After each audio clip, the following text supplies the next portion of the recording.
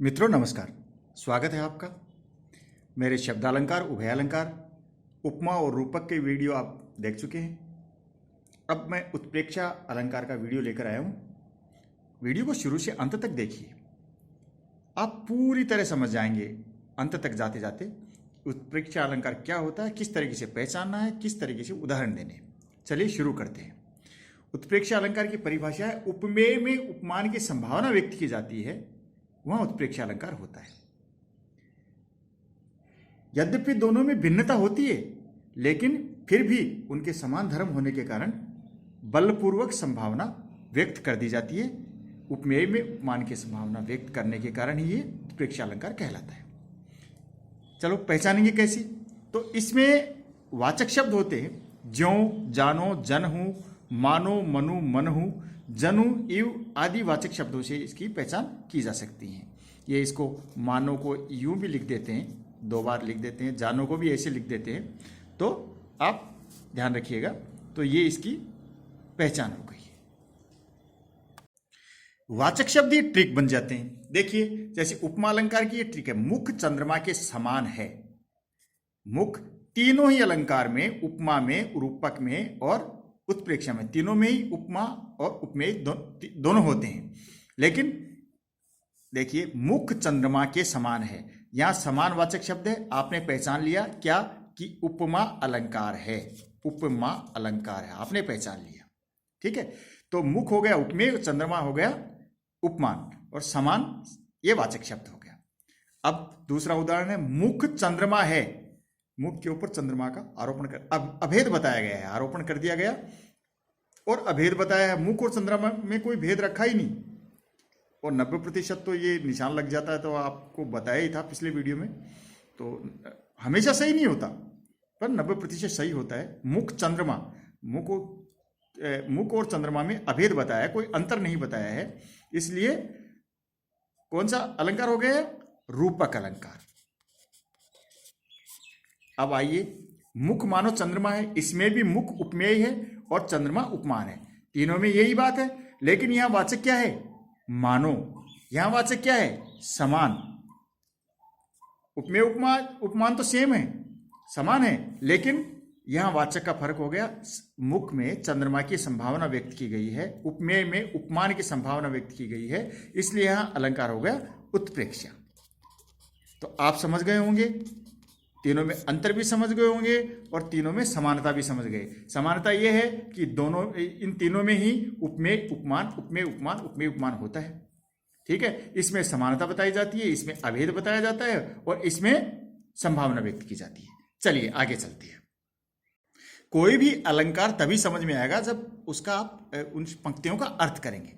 तो इसीलिए मैं अलंकार सिखाते समय, पढ़ाते समय काव्य पंक्तियों का अर्थ भी बताता हूं। देखिए इसका प्रसिद्ध उदाहरण है, सोहत ओढ़े पीतपट, श्याम सलोने गात, मनो नीलमणि शैल पर आतप पर्यो प्रभात।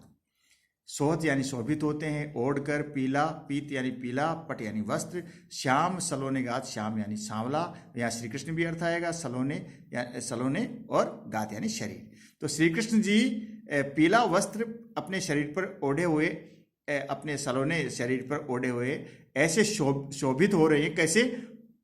देखिए, मनो नीलमणि शैल पर, मानो, ये समझ गए उत्प्रेक्षा है, मनो आ गया ना, मानो, मनो नीलमणि शैल पर, मानो नीलमणि के पर्वत, शैल संस्कृत का शैल होगा ये, तो मानो नीलमणि के पर्वत के ऊपर आतप पर्यो प्रभात, आतप यानी धूप, पर्यो यानी पड़ना, गिरना, प्रभात मानी सुबह, यानी कि मानो नीलमणि के पर्वत पर सुबह सुबह की धूप गिर रही हो। अब आप देखो, मैं चित्रकार तो नहीं हूं, लेकिन थोड़ा सा मैंने बनाया। ये मानो ये श्री कृष्ण जी का चित्र है, श्री कृष्ण जी का रंग सांवला है, श्री कृष्ण जी का रंग सांवला है, इसके ऊपर उन्होंने पीला वस्त्र पहन रखा है। तो और इधर देखिए, इधर ये नीलमणि का पर्वत है, सांवला सांवला, काला काला, और इसके ऊपर क्या है? इसके ऊपर धूप गिर रही है, ये सूर्य है, सुबह सुबह की सूर्य की धूप इसके ऊपर गिर रही है। तो कैसा लग रहा है? सांवला पर्वत है, नीलमणि का पर्वत है, इसके ऊपर। ऐसा ही श्री कृष्ण जी के शरीर के ऊपर, जो सांवले शरीर पर ये पीला वस्त्र शोभित हो रहा है। तो यहां पीला वस्त्र ओढ़े हुए, पीतपट ओढ़े हुए श्याम ये उपमेय है। पर श्याम में नीलमणि शैल पर आतप पड़ने यानी धूप पड़ने की संभावना व्यक्त की गई है। ये श्री कृष्ण ये उपमेय है और ये उपमान है, तो इसमें इसकी संभावना व्यक्त की गई।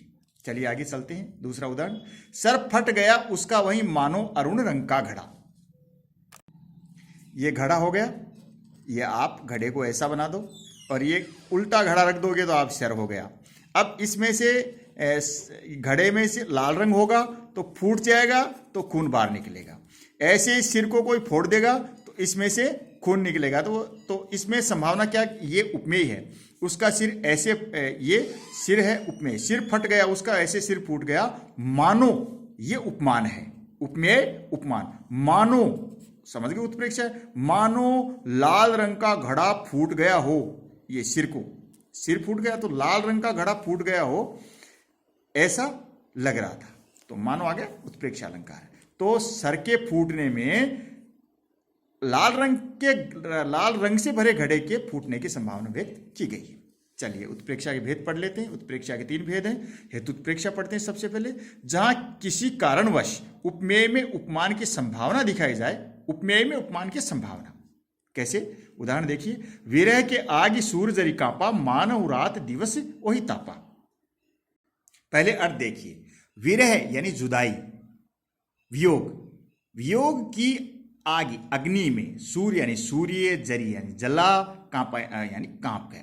विरह की अग्नि में सूर्य ऐसे कांप रहा था। मानहु, मानो राति, रात दिन, ओहि तापा, रात दिन वह इसीलिए तप रहा है।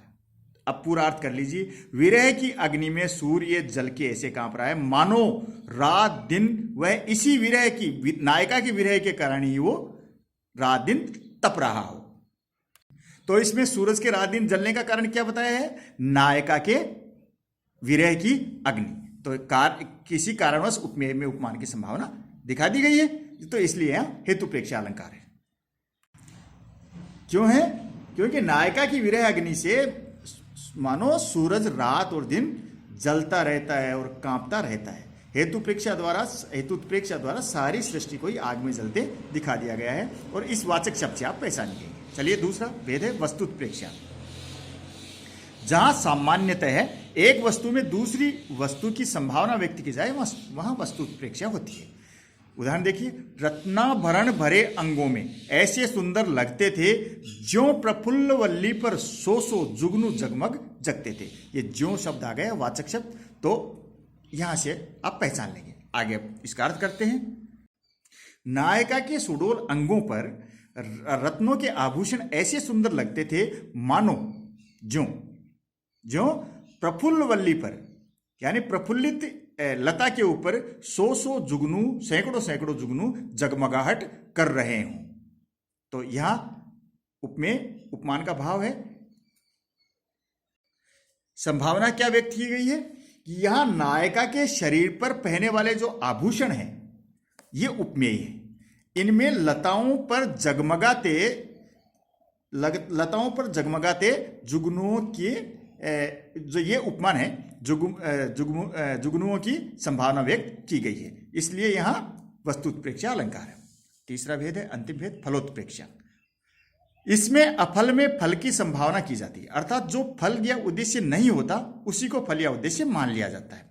देखिए, मनहु विधि तर अच्छ छवि स्वच्छ राखे बे काज, द्रगपग पहुंचन को किए भूषण पायन दाज। भूषण की कविता है, मनहु से समझ गए आप, उत्प्रेक्षा अलंकार है। चलिए अर्थ कर लेते हैं। मानव विधाता ने शरीर की अच्छी छवि को स्वच्छ रखने के लिए द्रगपग यानी दृष्टि के पांव पहुंचने के लिए आभूषणों को पायदाज यानी पायदान बना दिया हो। अच्छी तरह अर्थ समझिए इसको।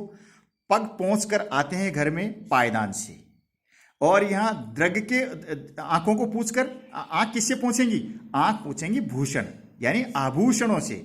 सीधे ये आंखें हैं, सीधे नायिका को नहीं देख सकेंगी, वो पहले आभूषणों को देखेंगी तो उनका जो मैल है वो निकल जाएगा, नायिका को नजर नहीं लगेगी। ऐसे ही हम पांव पहुंचते हैं पायदान से तो घर गंदा नहीं होता है। ऐसे ही वो सीधे कोई दृष्टि नायिका पर नहीं जाएगी, तो विधाता ने इसीलिए ये आभूषण है वो आभूषण रूपी पायदान बनाया है। तो भूषण जी ने इस दोहे में स्त्री के शरीर के आभूषणों को दृष्टि का मैल पहुंचने और स्त्री के सौंदर्य को निर्मल बनाए रखने के लिए फल के लिए पायंदाज बना दिया है, जबकि आप जानते हैं आभूषण ये काम नहीं करते हैं। हेतुत्प्रेक्षा का मेरे को एक और उदाहरण मिल गया है। मन हो कठिन आंगन चली ताते राते पांव। तो कवि ने नायिका के पैरों के लाल होने का कारण बताया कि लाल कैसे हो गए, ताते राते पांव, उससे लाल पांव हो गए, रात यानी रक्तिम हो गए हैं, क्योंकि वो कठिन आंगन पे चली थी, कठोर आंगन पे चली थी, जो ये वास्तविक नहीं है। क्योंकि सुकुमार स्त्रियों के पांव तो वैसे लाल होते हैं, वो स्वाभाविक रूप से लाल होते हैं। तो यहाँ अहेतु में हेतु की संभावना व्यक्त की गई, इसी कारण से हेतु उत्प्रेक्षा है। अब उत्प्रेक्षा का एक उदाहरण और दे देता हूं। साल वृक्ष तो अति विशाल मानो प्रहरी हो वन के। तो साल के वृक्ष, इससे आप पहचान गए, इससे भी आप पहचान गए वाचक शब्द से। तो साल के दो बहुत ही विशाल वृक्ष थे, ऐसा लग रहा मानो वो वन के प्रहरी हों।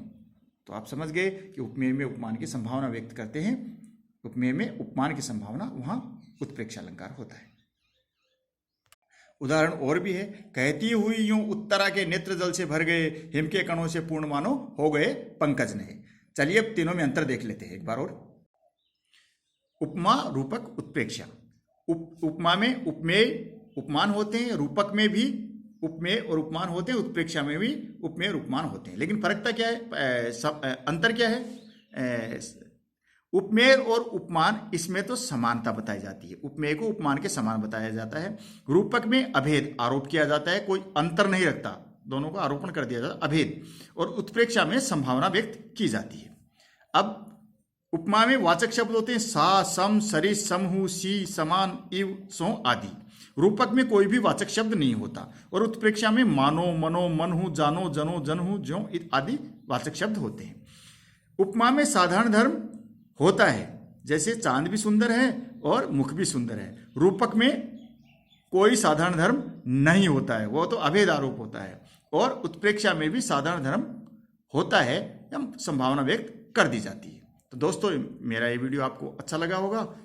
अगर आपको अच्छा लगे तो लाइक करें, दूसरों को भी लाभ हो इसलिए इसे शेयर करें, हिंदी प्रेमियों को भी शेयर करें। आपके 9वीं, 10वीं, 11वीं, 12वीं में ये अवश्य काम आएगा और प्रतियोगी परीक्षाओं के लिए भी आपके अवश्य काम आएगा। और भी हिंदी के, हिस्ट्री के अन्य वीडियो देखने के लिए आप मेरे चैनल को सब्सक्राइब कर लें। वीडियो देखने के लिए धन्यवाद। नमस्कार।